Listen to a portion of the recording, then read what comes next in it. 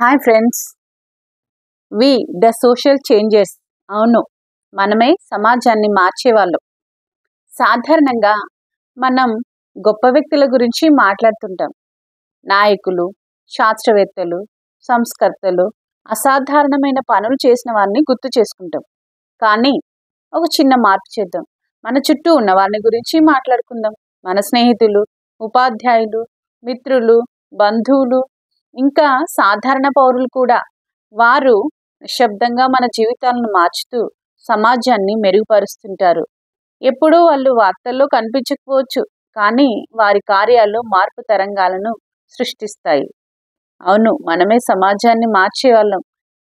అలాగే ఈరోజు ఒక మహనీయురాలు గురించి మాట్లాడుకుందాం. దయావతి ఓ సాహసవంతమైన దయగల తల్లి కథ. దయావతి గారు ఒక చిన్న గ్రామంలో పుట్టింది.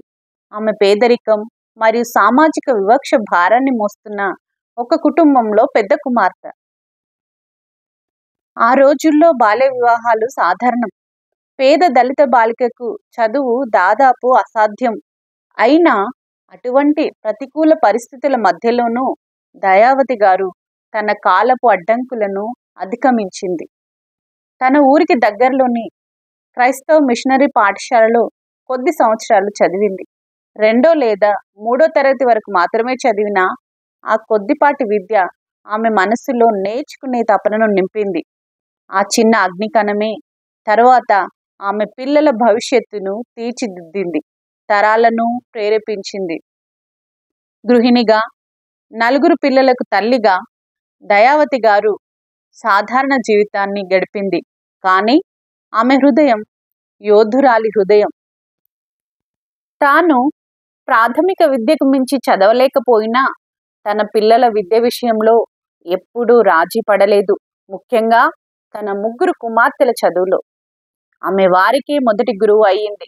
అక్షరాలు నేర్పింది, బైబిల్ కథలు చెప్పింది. తన మధుర గళంతో క్రిస్మస్ పాటలు పాడింది. ఆ పాటలు కేవలం రాగాలే కాదు, ఆశ, విశ్వాసం, ధైర్యం అనే విలువలను మోసుకొచ్చాయి. ఒకవైపు పేదరికం, మరోవైపు కఠినమైన సామాజిక అడ్డంకులు. ఈ రెండింటి మధ్యను దయావతి గారు వెనకడుగు వేయలేదు. తన అసాధారణమైన డబ్బు నిర్వహణ నైపుణ్యం, జ్ఞానం, అచంచలమైన విశ్వాసంతో తన పిల్లలు పాఠశాలలో కొనసాగి చదువు పూర్తి చేసేలా చూసుకుంది. చదువు అనేది కేవలం బ్రతుకు తెరువు కోసం కాదు, గౌరవం కోసం అనేది దయావతి గారి నమ్మకం. ఆమె కృషి ఫలించింది. కుమారుడు సామాజిక సేవలో నిమగ్నమై తల్లి సేవా స్ఫూర్తిని ముందుకు తీసుకెళ్తున్నాడు. ఒక కుమార్తె అధ్యాపకురాలిగా విద్యారంగంలో సేవ చేస్తుంది.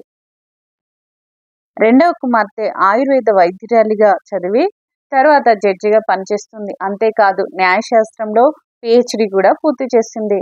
3వ కుమార్తె న్యాయవాదిగా న్యాయం కోసం పోరాటం కొనసాగిస్తుంది.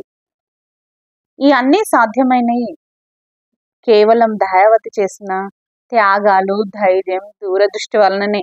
తన పిల్లలు తాను ఎదుర్కొన్న పరిమితులను ఎదుర్కోకుండా చేయడంలో ఆమె ఓ స్థిరమైన స్తంభంలా నిలిచింది.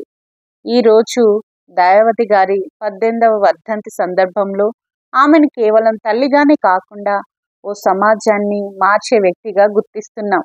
దళిత సమాజంలో ఒక కుటుంబ అభివృద్ధి అనేది అనేక కుటుంబాలకు ప్రేరణగా మారుతుంది. తన పిల్లలను చదువుతో పైకి తీసుకురావడం ద్వారా దయావతి గారు తన ఇంటిని మించి ఒక గౌరవప్రదమైన మార్గాన్ని వెలిగించింది.